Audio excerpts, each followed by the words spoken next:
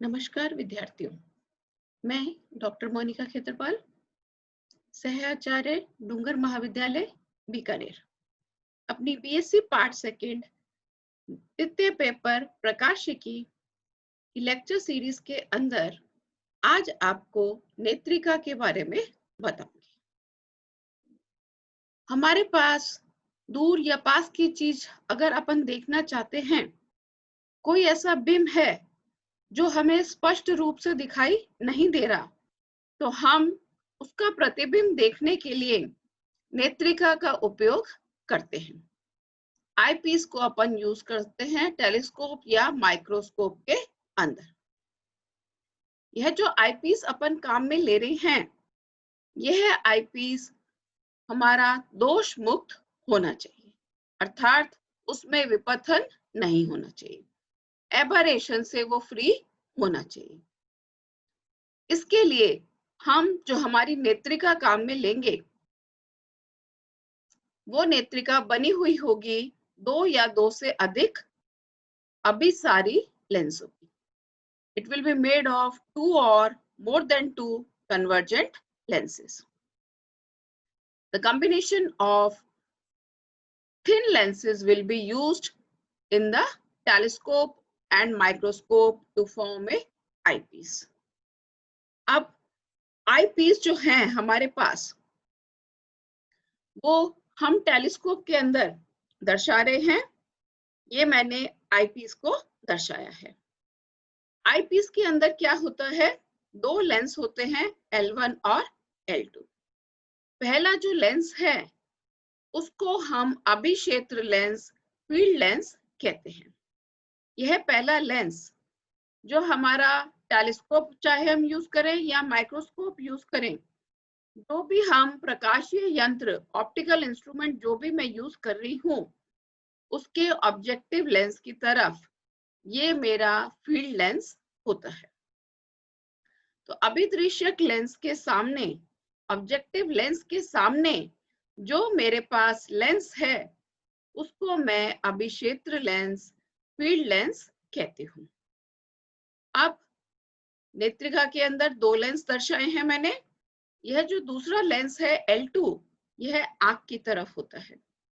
इसको हम eye lens अर्थात नेत्र लेंस कहते हैं। तो हम जो भी आईपीस काम में लेंगे, उस आईपीस के अंदर मेरे पास 2 लेंस रहेंगे, L1 और L2। जो अभिदर्शक लेंस के सामने है उसको तो हम फील्ड लेंस कहेंगे, और जो आंख के पास है उसको हम आई लेंस कहते हैं। यह आईपीस जो है, यह बहुत टाइप्स के हैं, हाइगन, रैमस्टर, केल्नर, गॉस। यहाँ पर आज पहले हम जो आईपीस डिस्कस कर रहे हैं वो है हाइगन नेत्रिका, हाइगन आईपीस। अब हमें आईपीस की संरचना इस प्रकार से करनी है कि उसके अंदर दोष भी न्यूनतम हो, क्योंकि हमें पता है लेंस के ऊपर जब भी प्रकाश पड़ता है तो प्रतिबिंब जो बनता है उसके अंदर कुछ ना कुछ दोष होता है। महत्वपूर्ण दोष जो अपन ने देखे थे, एक तो है स्फेरिकल एबरेशन, गोलीय विपथन का दोष, और दूसरा दोष होता है वर्ण विपथन का, क्रोमेटिक एबरेशन का दोष। अब हम देखेंगे कि हम हमारी नेत्रिका आईपीस को किस तरह से काम में लेंगे कि यह दोष हमारे न्यूनतम हो जाए।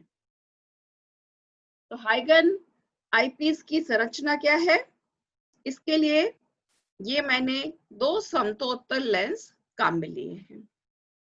2 प्लेनो कन्वेक्स लेंस हैं, L1 और L2।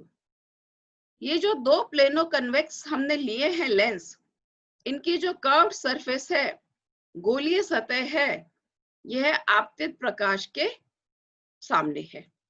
The incident light जो आ रही है, that will fall on the curved surface.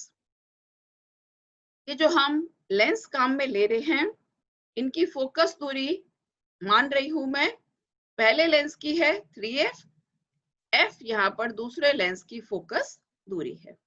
तो f1 बराबर तो है 3f और f2 बराबर f के बराबर है।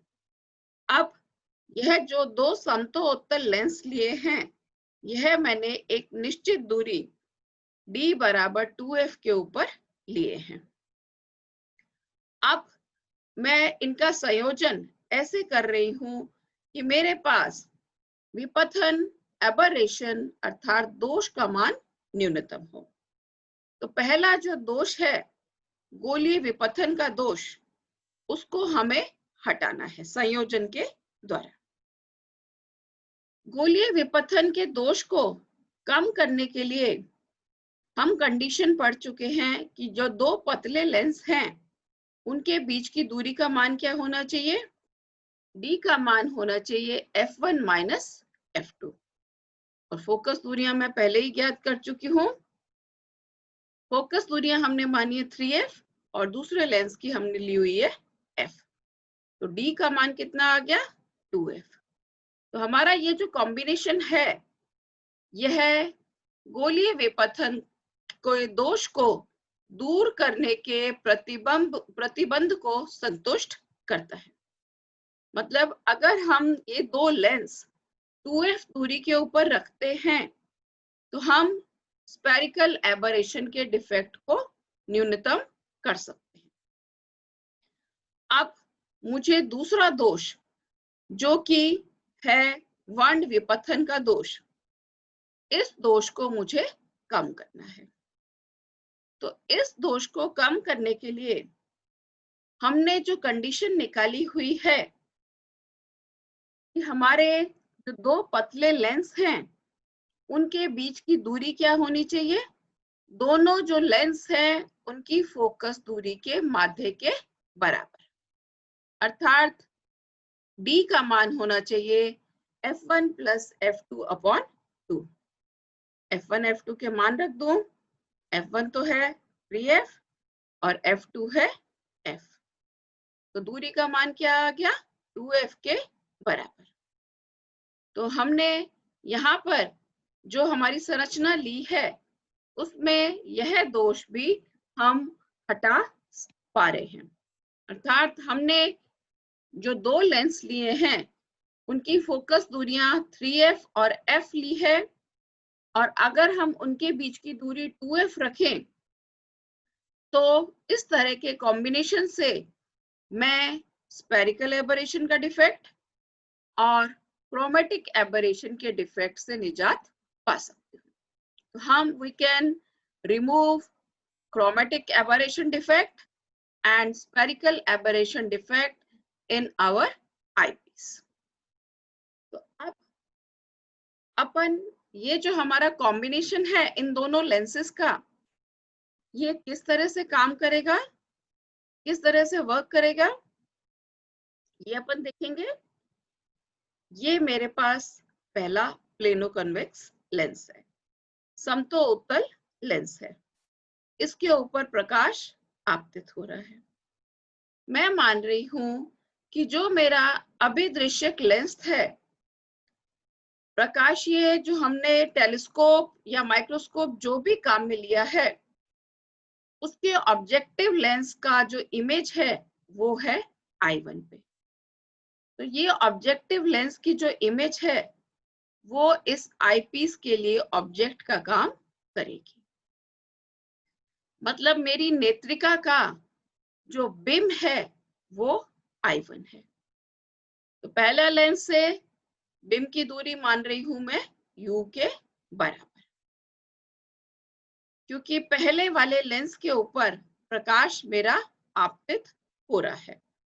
अब u के ऊपर मेरे पास OI1 बराबर मैंने u काम में लिया है।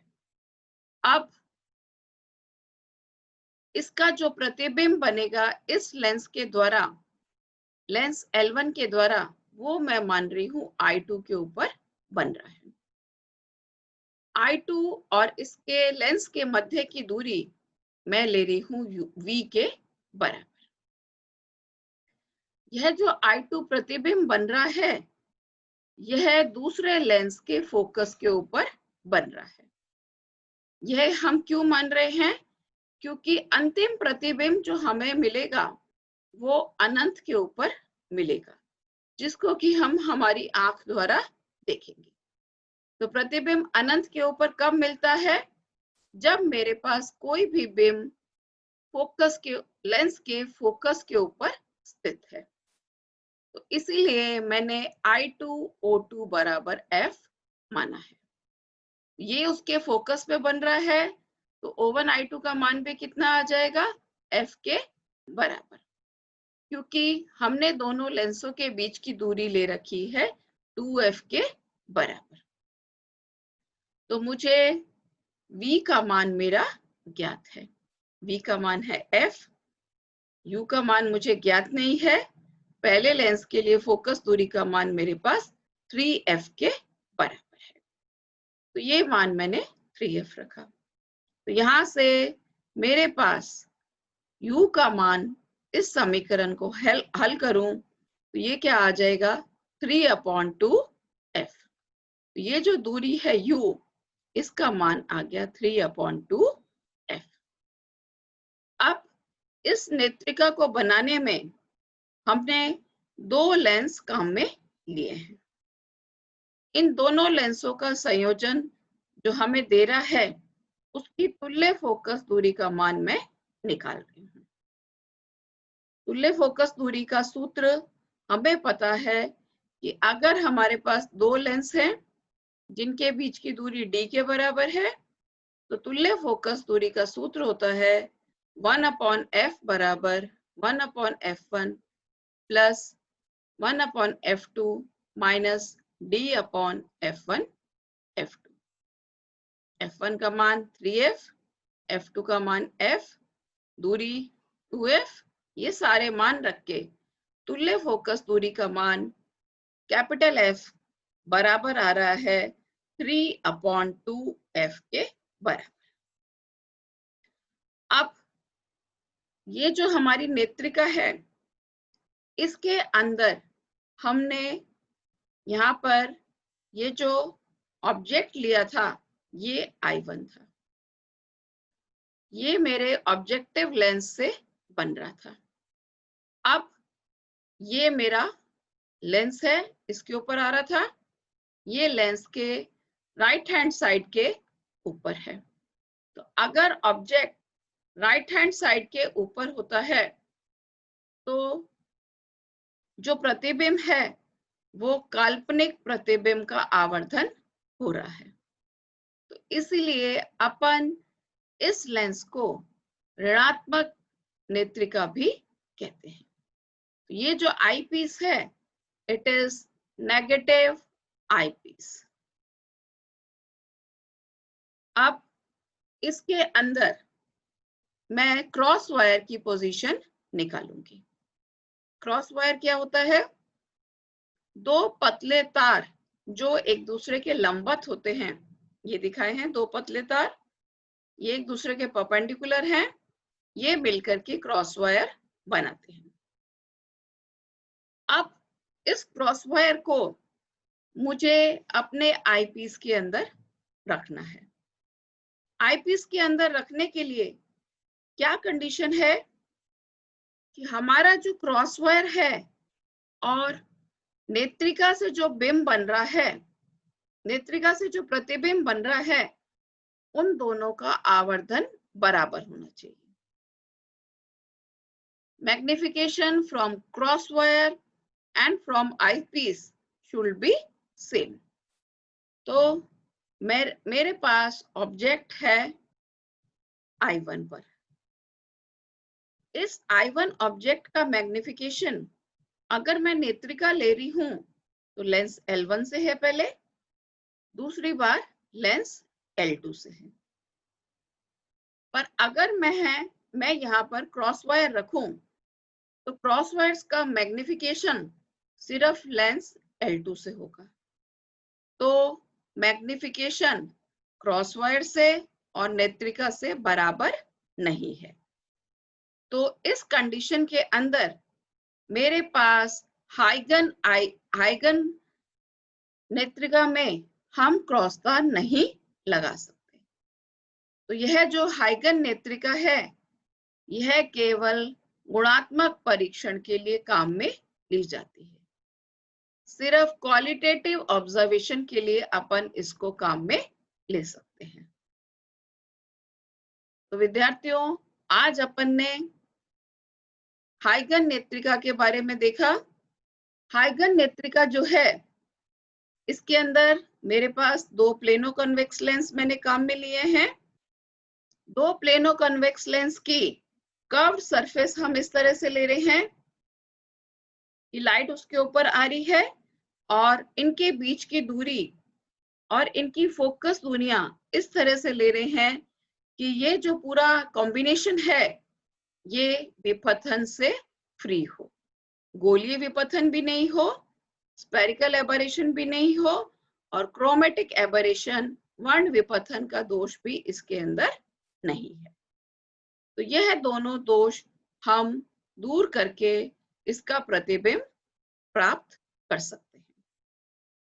परंतु इस नेत्रिका के अंदर हम क्रॉस वायर का उपयोग नहीं कर सकते, क्योंकि क्रॉस वायर और इस संयोजन द्वारा जो आवर्धन है वो अलग अलग है, इसलिए हम क्रॉस वायर इसके अंदर यूज नहीं कर रहे। Thank you students for watching.